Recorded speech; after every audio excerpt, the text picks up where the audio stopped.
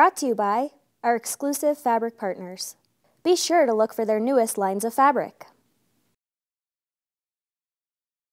Hi, and welcome to Quiltmakers Block Network. I'm Diane Harris with Quiltmaker, and today we're going to be making Star Dance, block number 188 by Celine Perkins for Quiltmakers 100 Blocks Volume 2. For this block, you're going to need 4 different fabrics plus a background. The main thing is to make sure that you have plenty of contrast between all of these fabrics. You want to be able to see the difference between the fabrics and the difference between the background. You can see everything that you need for this block at the right-hand side of your screen. If you'd like to jot the patch sizes down, you can pause your video. Here we've laid out the patches as they go together to form this block. So you'll make your triangle squares with these fabrics, and here in the corner you want to make a 4 patch. 2 together and 2 together, and then those go together to make a unit like this. And then you'll want to make 4 of this unit by sewing these 2 together and then adding this triangle to that. I want to point something out to you with this unit.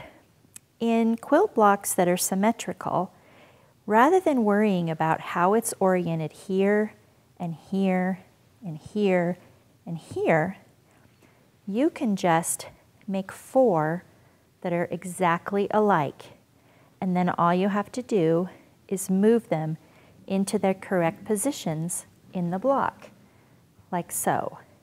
It's really much easier to make 4 in the same orientation and just place them correctly in the block than it is to think of 4 different orientations.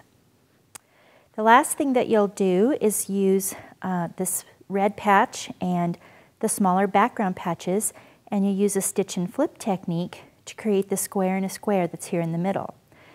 Stitch and flip is done by sewing from corner to corner, like so, and then flipping open, and you'll do that on all 4 corners.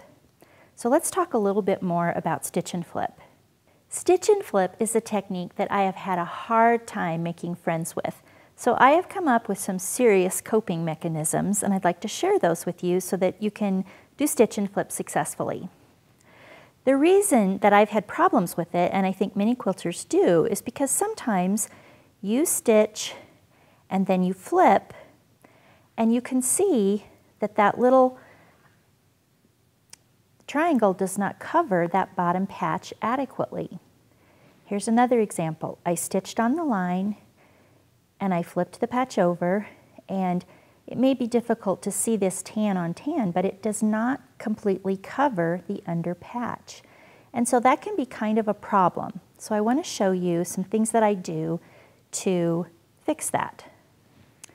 When you mark your corner to corner line, I usually mark it right down the diagonal center. You can see my line drawn with a pen here. But then instead of sewing exactly on the line, I sew just about 2 threads to the side of the line, more towards this corner that I'm going to cut off. So you can see the stitching line is more towards the corner, and it's a little bit to the side of the marked line. And over here, the marked line is on this side, and the stitching is just about 2 threads off, more towards the corner that I'm going to cut off. And that gives me a little more fabric when I flip so that it covers that patch underneath more completely. It worked a little better on this corner too. You can see if you compare these two, here this one's covering more nicely. This one is probably our best result than this one. You see, you don't want to be able to see that underneath patch. Another way that I cope is with the cutting. So when you do stitch and flip, you can cut away the whole thing, like so, leaving your 1/4 inch seam allowance, and you flip it open. But if you do that, you can see you have no benchmark left underneath here to tell you if you're doing it accurately or not. You don't really have any way of knowing how accurate this corner is now that you've cut away the bottom. So sometimes what I do instead is when I cut, I only cut away the layer of the patch that I just added, like so. And I leave that bottom patch in place. Then when I flip over, I still have that bottom patch as my benchmark to tell me if I'm accurate or not. And since these patches are really very small, that little extra bit is not going to make that much difference in the weight of this block. So those are two little ways that I cope with stitch and flip. Here you can see some actual patches that I did for this block. Here's my marked line, and my stitching line is just about 2 threads towards the corner. And when I flip it, it comes out a little better. Now you don't want to get too crazy with this. You can't sew 1/4 of an inch or 1/8 of an inch to the side, because many times these intersections right here need to be very accurate because they're going to match up with something else in the block. So don't ever adjust this by more than a couple of threads.